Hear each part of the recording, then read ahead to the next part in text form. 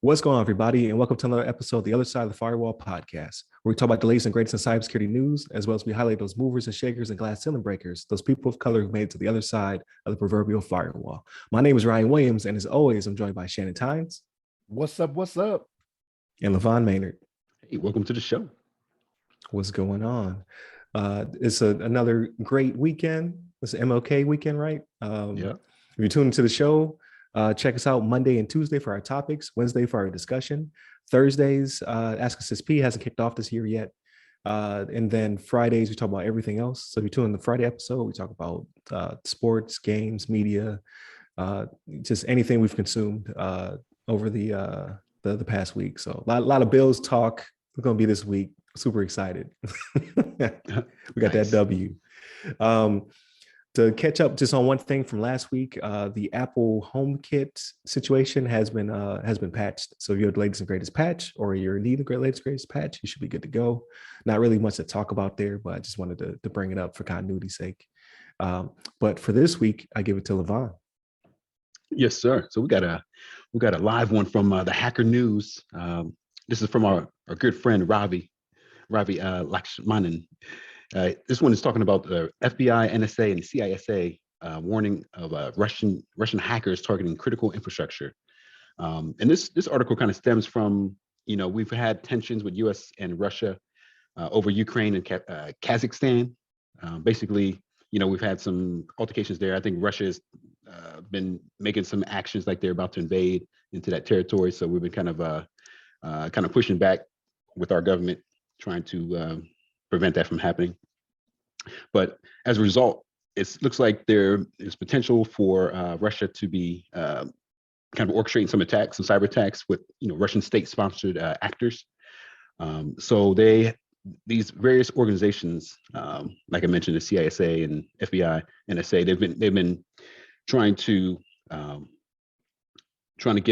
give like heads up notification to companies out there that this could be coming, or this is kind of coming pretty soon from Russia, from state-sponsored actors, and that people should be on the, be aware of it and be prepared to respond as required. And the article actually shows off some list of flawed exploits. A list of flaws exploited by the Russian hacking groups to gain an initial foothold.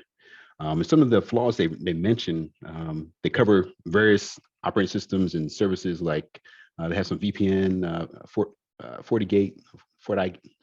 I'm not sure if that's how to say that, FortiGate or FortiGate, something. Cisco routers, Oracle WebLogic servers. They have even Microsoft Exchange, Citrix, VMware. So it goes on to list a bunch of those vulnerabilities that are out there that these Russian groups are known to be hacking and taking advantage of. And one thing that says here is that the actors have demonstrated the ability to maintain persistent, undetected long-term access in compromised environments, including cloud environments, by using legitimate credentials. So these groups are actually able to, obtain these credentials, whether it's some phishing attack or whether they're using some old-fashioned hacking moves and decrypting passwords or guessing people's passwords. They're able to get into these systems, and they actually just, they use these systems to use these passwords, accounts to make lateral movements and gain enhanced privilege access into systems. And it's kind of this kind of daisy chain and build off of the initial access and just get control of the entire environment. So, these hackers are sophisticated, and they're getting sponsored by Russia, so they have a lot of money behind them to kick off a lot of these attacks. But some of the things that they mentioned as well, to increase your cyber resilience against the threats, the agencies recommend mandating multi-factor authentication, which obviously I'm a big fan of, and looking out for signs of abnormal activity implying lateral movement, enforcing network segmentation, and keeping operating systems, applications, and firmware up to date. So these are some, a few suggestions from them to, help secure your environment, to help it make it more cyber resilient.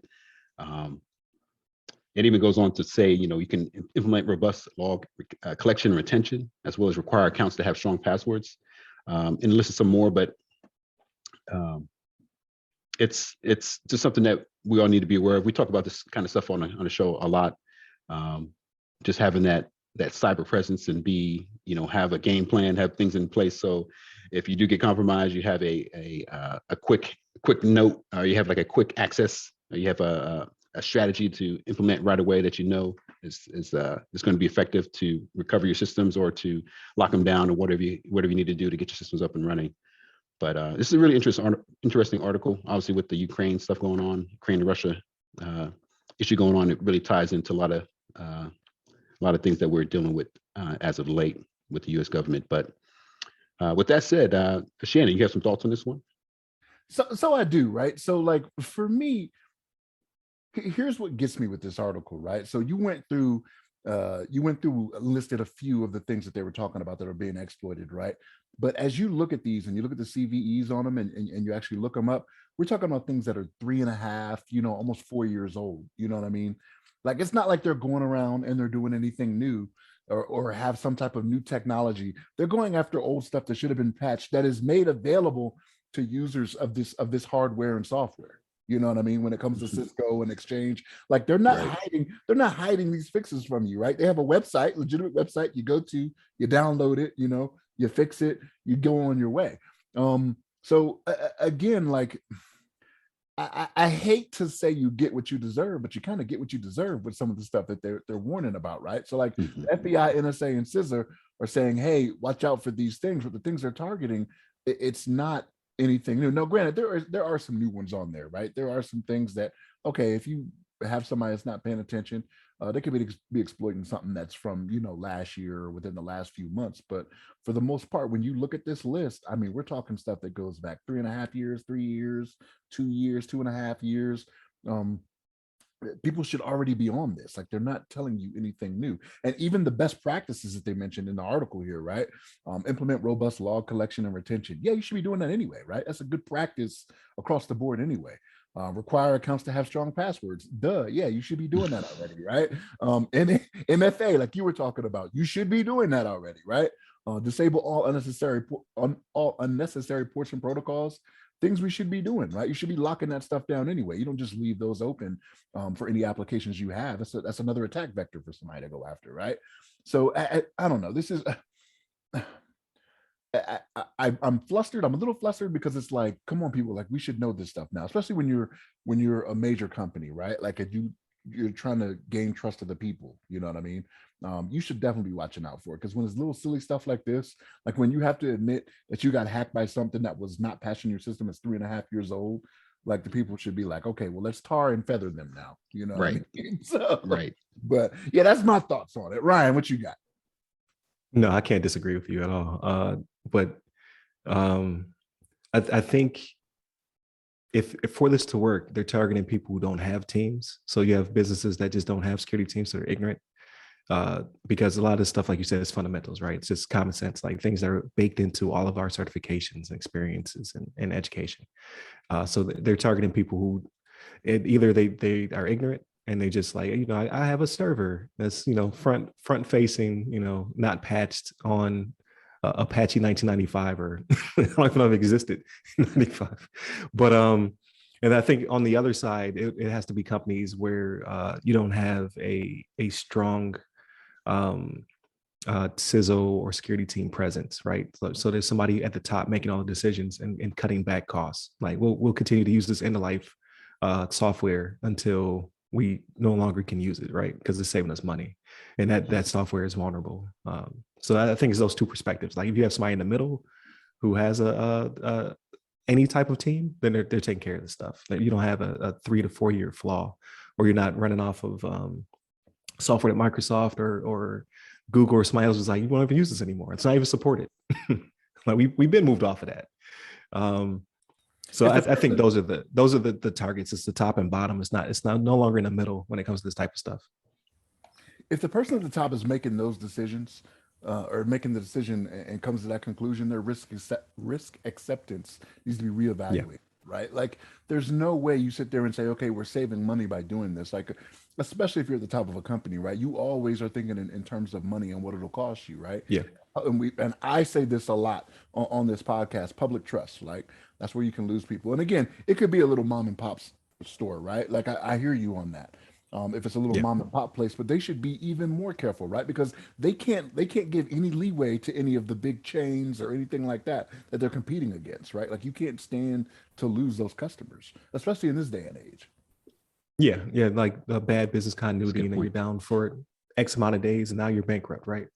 Mhm. But I think on the other side, though, the busy business minded, non tech savvy person who's in charge of the company can take that gamble. They can be like, you know what, we won't get hit. There's millions of companies that don't get hit. But then when you do get hit, like that person gets the golden parachute and gets to go away. So you're like, Right. I hedge my bets. So that's why I was actually I watched the conference 2 days ago, um, where they're kind of discussing the future and how hacks will impact our lives more. Traffic lights and e-wallets and things like that being hacked can have ripple effects. And in it, the keynote speaker, she brought up a good point. Like some companies have the CISO and CTO either side by side, or the CISO is over in the actual C-suite, and that actually does create a more robust company that can interact and bounce back quicker than we are seeing, where the CISO or whomever doesn't have any pull when it comes to the board. They're just more like reactionary. So I thought it's pretty good. I was like, I didn't even know companies were doing that. And she happened to be working with or for a company that actually does have it. They were side by side. So that person, which I think may be her actually, is at the table making those decisions. So I was like, okay, that's makes me feel good about the future, right? Um, but everybody's not doing this. It's not where we're at still. And we're hemorrhaging money, right? Like I think it's like billions of dollars each year by this happening. I'm trying to do ahead. I'm trying to find her name since I brought her up to give her a shout out. I think it's Naomi. Of course, it's not going to pop up now. But that is a good thing, right? So like that is a good thing that you do have those people that are side by side like that, because like the way it seems is that people in those positions can always give their recommendations, right? But ultimately, if it's a large company, right, the CEO is going to make the decision on whether or not you go for it, because the CIO, CTO, whatever that person may be, they're probably not making that decision on their own, right? Without confirmation from a CEO, COO, Right. someone of that nature. Right. Whomever has the bank account. You know what I Right. mean? Like Right. whoever's in charge Right. of the bank account. But Yeah. I think we are growing. I think like to stay optimistic about it, right? Like again, these are all fundamentals. We're getting better at it. It's just that they still have this persistent foothold. Is the reason that the FBI, NSA, and CISA are so concerned. Like people are, for whatever reason, they're still holding on to this old stuff. They're just not patching it, or they can't patch it. So like they continue to have easy vulnerabilities that can be remedied as footholds into networks. Her name is Naomi Buckwalter. So I follow her on LinkedIn and on Twitter. She did the keynote. I thought it was pretty impressive, and it does give me hope. You know what I mean? Like if you just get us into the right places, we can keep you from Hackville, keep you front page of CNN. So Right. he's got to keep pressing on, keep trying. But I think that wraps up this one. So and it directly ties to Wednesday. So if you listen to this one, then definitely listen to Wednesday when we talk about Russia and the current Ukraine situation. Continue to like, share, subscribe, hit that like button, share with your friends. Again, Monday, Tuesday topics, Wednesday is discussion, Thursday, Ask a CISP, whenever that kicks back off. And then Fridays, we talk about everything else. So hit up the website, www.theothersideofthefirewall.com, to get to all our socials. You can hit me up personally. I'm at RY Security Guy. That's RYRY Security Guy. And you, LeVon? Yes, sir. You can hit me up on the Twitters at LeVon Maynard. There it is. Stay safe, stay secure. Take care.